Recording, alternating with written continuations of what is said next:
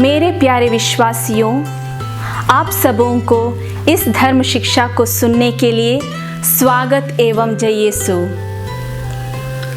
आज की धर्म शिक्षा का मूल विषय ईश्वर मानव का सृष्टिकर्ता। स्वर्गदूतों की सृष्टि के बाद ईश्वर ने संसार की सृष्टि की। जब संसार मनुष्य के वास के योग्य हो गया, तब ईश्वर ने मनुष्य को बनाया।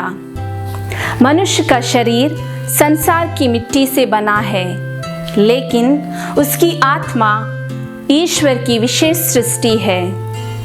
जब मनुष्य मर जाएगा, तब उसका शरीर मिट्टी में मिल जाएगा, परंतु उसकी आत्मा नहीं मरेगी, बल्कि वो ईश्वर के पास चली जाएगी। ईश्वर ने आदि पुरुष का नाम आदम रखा और आदि स्त्री का नाम हेवा रखा। हेवा शब्द का मतलब है सारे प्राणियों की माता। आदम और हेवा बड़े सुंदर थे।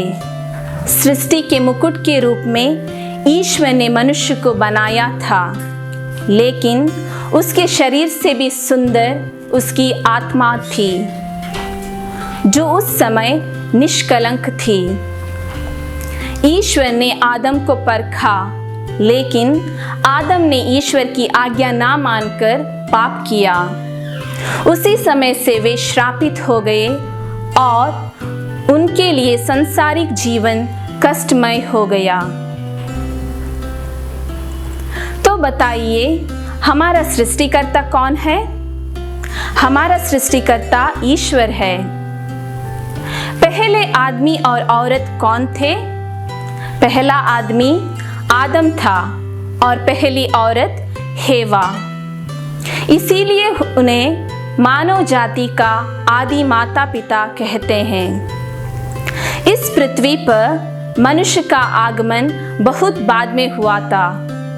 जल और थल, सागर और महाद्वीप, वनस्पति और पशु पक्षी मनुष्य से बहुत पहले अस्तित्व में आ चुके थे।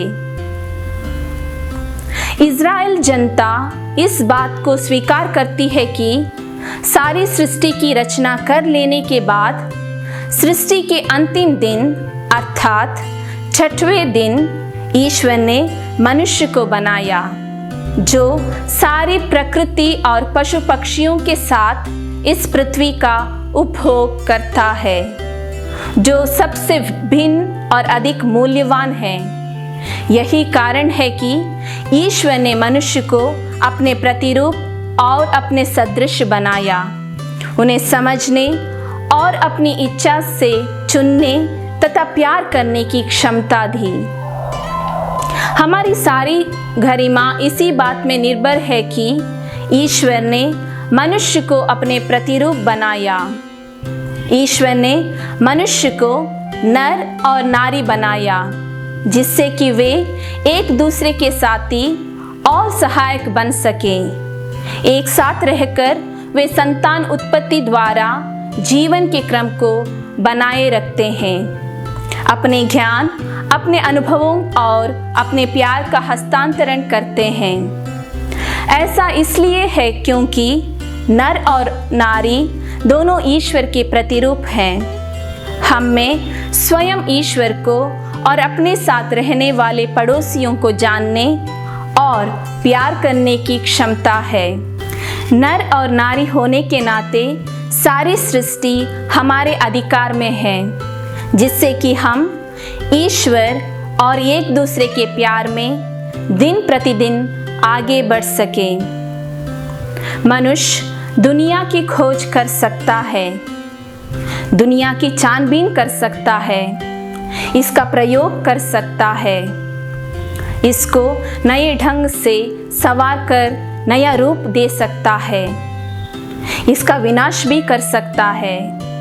वो अपने आप को सृष्टि के मालिक के रूप में देखता है, परंतु इसकी महानता उससे प्रतिफलित नहीं होती। ईश्वर ने हमें बनाया है। ईश्वर ने ही अपनी अंतिम रचना को प्रथम स्थान का दर्जा दिया है, जिससे कि हम न केवल अपने और अपने संतान की बल्कि पृथ्वी के सारे जीव जंतुओं एवं प्रकृति की भी देखभाल करें।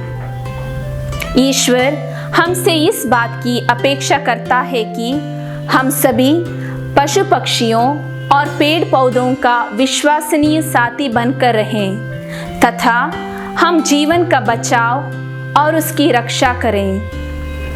हम पृथ्वी को नष्ट ना करें बल्कि उसकी देखभाल करें और प्रत्येक प्राणी की आवश्यकताओं को पूरा करें।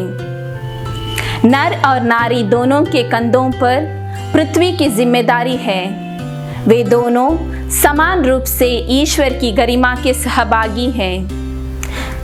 जैसे हम जानते हैं कि ईश्वर का प्यार भवसागर की तरह है जो हमें प्यार करना सिखाती है। ईश्वर का प्यार ज्योति की तरह चमकती है जो हमें अंधकार में मार्ग दिखाती है।